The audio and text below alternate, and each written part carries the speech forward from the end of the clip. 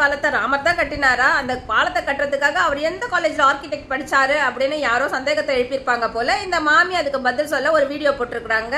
யாருன்னு தெரியல. அந்த மாமி ஒரு லேப்டாப்பை முன்னாடி வச்சுக்கிட்டு அந்த வீடியோ ஸ்டார்ட் ஆகுது.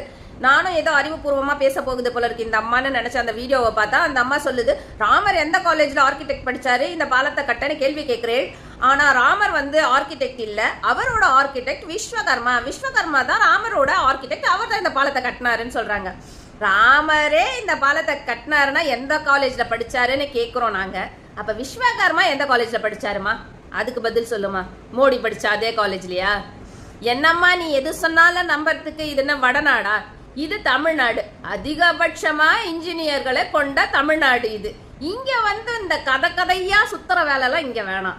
எதை சொன்னாலும் நம்புறதுக்கு நாங்க ஒன்றும் முட்டாள் இல்லை. நாங்க எல்லாரும் படிச்சவங்க. எங்களுக்கு எல்லாரும் அதிகபட்சமா ஏன்னு